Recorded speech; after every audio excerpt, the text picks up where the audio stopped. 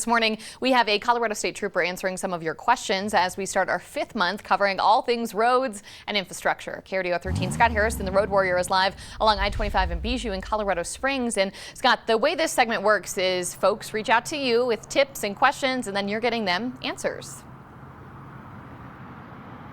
Yeah, that's right, Bryn. Good morning again, everyone. Right now, I'm standing in front of the I-25 ramp meters.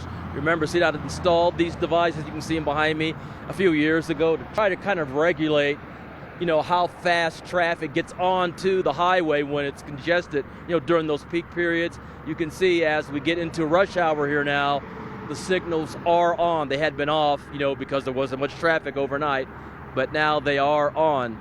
So we've gotten used to them, at least many of us have. You can see a driver here. The idea is to stop and then go, instead of having like a bunch of drivers all trying to get on the highway at the same time. But earlier this week we spoke with Sergeant Patrick Rice, who is a 10-year veteran of the State Patrol. He works out of the main office in the Denver area and came to our station when he learned of the many questions viewers posed to us. And one of those questions, one of the most common questions, has to do with these ramp meters that CDOT installed, again, to ease that peak period traffic congestion.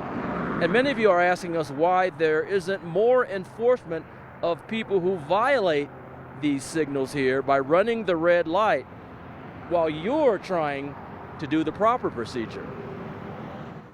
Well, of course, those are very situational. I've never heard of us setting out by those, looking for that violation specifically. Driving by or behind a vehicle, and we see those violations, those are the times when we take the opportunity to talk with those drivers. There's never a cop around when you need one, right? So people see these violations and they think that we're not doing anything, but we're out there looking for things like that. Now, the fine for running the red light here at the ramp meter is the same as it is for running a red light in the city, about $170. And in fact, some viewers have suggested that red light cameras actually be installed at these ramp meters to catch those violators. But the State Patrol says that's always controversial to use cameras for enforcement, and doing that anyway would be up to local governments, not to the State Patrol. So coming up in our next half an hour, we're going to have that sergeant respond to another common question that we get to the Road Warrior beat, which concerns the thousands of drivers who continue to drive with expired license plate tags.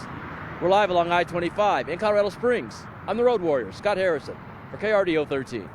Scott, thanks so much. From potholes, roadwork, traffic, maybe it's those expired tags. Be sure and reach out to Scott Harrison. If you have any questions or story ideas, you can email him at roadwarrior@krdo.com.